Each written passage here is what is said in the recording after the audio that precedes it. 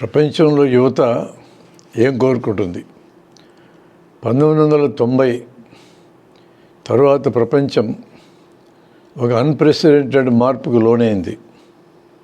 ఏకధ్రువ ప్రపంచం ఏర్పడి మార్కెట్ సామ్రాజ్యం కింద మారి గ్లోబలైజేషన్, ప్రైవేటైజేషన్, లిబరలైజేషన్ పేరుతో ప్రపంచంలోని షావుకారులకి మొత్తం సంపదను దోచిపెట్టే కార్యక్రమం మొదలైంది.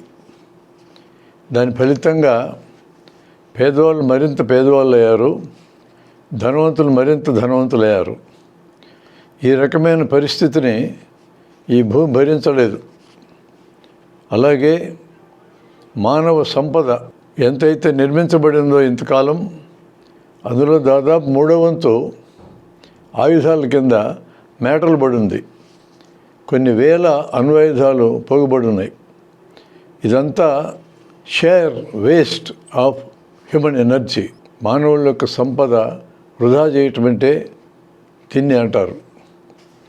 ఈ కాలపు యూత్ అంటే 1990 తర్వాత, మరీ చెప్పాల్సి వస్తే 2000 తర్వాత పుట్టినటువంటి యువత ఏం ఆలోచిస్తూ ఉంది?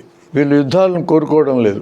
శాంతియుతంగా ప్రశాంతంగా బతకాలని, తమ యొక్క శక్తి సామర్థ్యాల ఆధారంగా, తమ యొక్క విద్య ఆధారంగా సౌఖ్యంగా బతకాలని, ప్రశాంతంగా బతకాలని కోరుకుంటుంది తప్ప యుద్ధాల పేరుతో చచ్చిపోవాలని కోరుకోవటంలా. మతం, దేవుడు వీరింటికి అవినాభావ సంబంధం ఉంది. చాలా కాలం క్రితం మతము, దేవుడు రాజ్యంతో పాటు కలిసి ప్రయాణం చేసినాయి.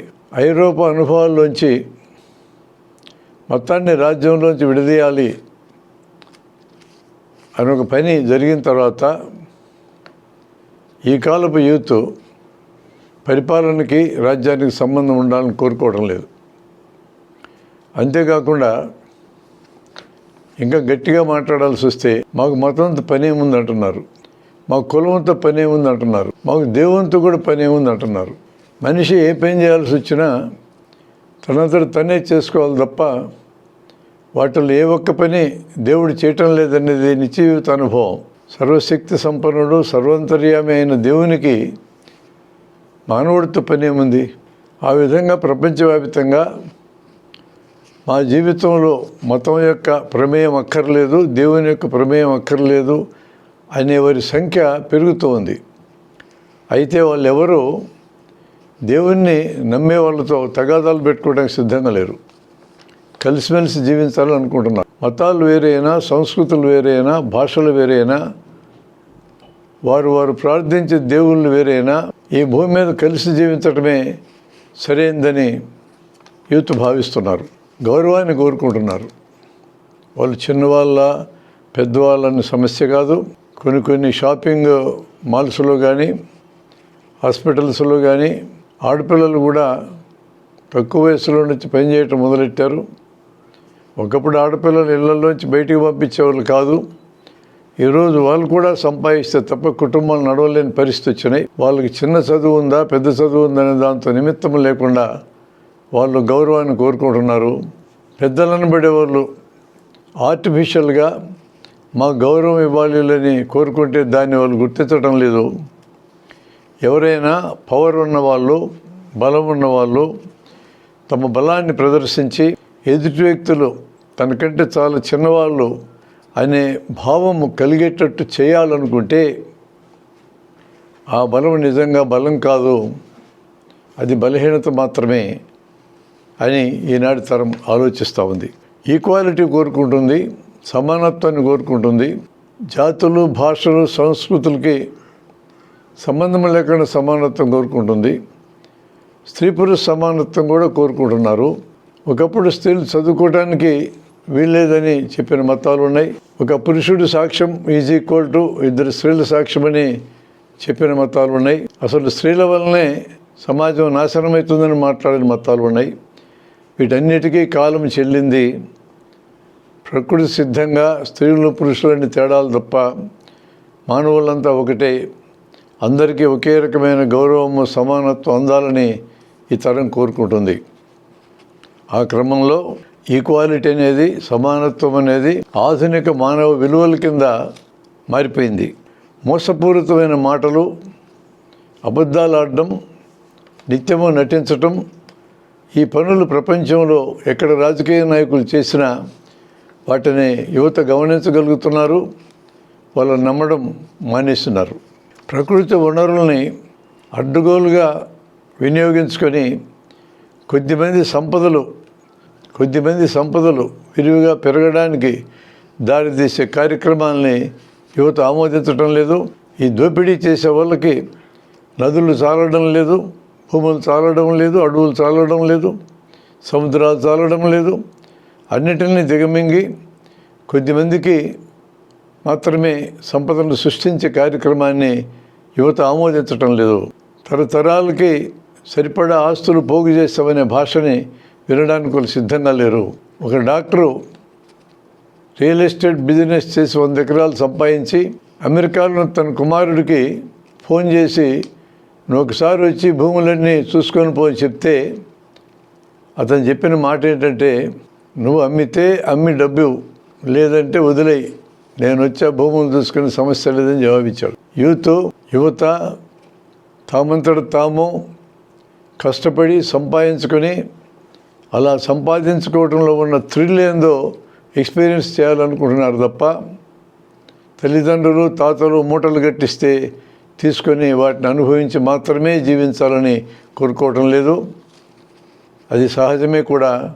ప్రతి ఒక్కరికి తన మొదటి జీతం ఇచ్చిన కిక్ అనేది చాలా అద్భుతమైన ఎక్స్పీరియన్సు. అలాంటి కిక్ యూత్ కూడా కోరుకుంటుంది. సరైన దారిలో యూత్ ప్రయాణం చేసినప్పుడు అలాంటి ఒక అప్రైట్ ప్రవర్తన సంపాదించుకుంటుంది. అదే సమయంలో యూత్ దారి తప్పి లేదా అనంటే యూత్ దారి తప్పడము, యూత్ సక్రమంగా ఆలోచించడం రెండూ ప్రతి తరంలోనూ ఉన్నది. ఈనాటి తరం యూత్ దారిలో లేరని మనం మాట్లాడితే మన ముందు తరం మనల్ని కూడా ఇలానే అన్నది. కాబట్టి తరాలంతరం అర్థం చేసుకోవడంలో తేడా ఎలకాలం ఉండేదే. ప్రతి ఎపోక్లోనూ ప్రతి యుగంలోనూ సరిగా ఆలోచించే యువత, దారిదెప్ప ఆలోచించే యువత, అది యువతకే పరిమితమైన అంశం కాదు. స్త్రీలకి, పురుషులకి, మతాలకి, కులాలకి, ప్రాంతాలకి అన్నిటికీ సంబంధించి వాడచ్చు ఈ వాక్యాన్ని. సరిగా ఆలోచించేటోళ్ళు, తప్పుగా ఆలోచించేటోళ్ళు అన్ని చోట్ల ఉంటారు. పిల్లల్ని విపరీతంగా కనాలని ఆలోచన ఈ కాలపు యూత్కు లేదు. ఇదివరకు 2 పిల్లలు అనేవాళ్ళు, 2 పిల్లలు కూడా అక్కర్లేదు, ఒక్కొక్క బిడ్డ చాలంటున్నారు. ఆ ఒక్క బిడ్డను కనడం కూడా వాయిదా వేయాలనుకుంటున్నారు. ఈరోజు తన పిల్లలు బాగా జీవించడానికి అవసరమైన ఆర్థిక వనరులు సమీకరించుకున్నాకనే పిల్లల్ని కనాలని ఆలోచిస్తూ ఉన్నారు. ఇదివరకు శీలము గురించి మాట్లాడేవాళ్ళు అది స్త్రీకే ఉండాలని చెప్తూ ఉండేవాళ్ళు. అలా చెప్పేవాళ్ళు ఇప్పటికీ ఉన్నప్పటికీను శీలము అనేది ఇద్దరికి సంబంధించిన విషయం. స్త్రీలు చెడిపోయారని మాట్లాడాల్సి వస్తే పురుషులు చెడిపోకుండా స్త్రీలు మాత్రం ఎలా చెడిపోతారు? ఈ విషయాన్ని ప్రస్తుతం యూత్ అర్థం చేసుకుంటుంది. అందువలన పెళ్ళికి లేదా సహజీవనానికి ముందే సెక్షువల్ రిలేషన్స్ ఉన్నాయా లేవా పెద్దగా పట్టించుకోవటం లేదు. పెళ్ళైన తర్వాత లేదా కలిసి జీవించడం మొదలెట్టిన తర్వాత ఒకరికొకరు నమ్మకంతో నిజాయితీతో ఉంటే చాలైన దగ్గరికి వచ్చారు. డబ్బులు కావాలి అనే కోరిక ఈ కాలపు యూత్కు ఉంది. కానీ అపరిమితంగా సంపాదించి గుట్టలు పోగేద్దామని ఆలోచన లేదు. వారంలో 4-5 రోజులు పనిచేయాలి, హ్యాపీగా సంపాదించాలి, 2 రోజులు ఖర్చు పెట్టుకోవాలి, మళ్ళీ వారాంతానికి మళ్ళీ పని చేస్తే తప్ప డబ్బు మిగిలే పరిస్థితి ఉండదు. అలాంటి లైఫ్ స్టైల్కి ఎక్కువ మంది యూత్ అలవాటు పడిపోయినారు. విత్ ఆల్ దిస్, ఇవన్నిటితో పాటు మొత్తం సమాజంలోనే అది సాధారణ వ్యక్తులు కానీ సమాజాన్ని నడపాలనుకునే రాజకీయాల్లో లేదా సంస్థల్లో పనిచేసే వ్యక్తులైనా కానీ ఈగో అంటే అహం అనేది బలమైన పాత్ర నిర్వహిస్తూ ఉంది. గుర్తింపు కావాలి అనేది కూడా బలమైన పాత్ర నిర్వహిస్తూ ఉంది. ఎవరైనా తబ్బడితే సహించలేని తలం కూడా బలంగానే ఉన్నది. ఈ మూటి గురించి సహేతుకమైన అండర్స్టాండింగ్ ఒక పద్ధతిలో యువత నిర్మించుకోవడానికి ప్రయత్నం చేస్తూ ఉన్నది.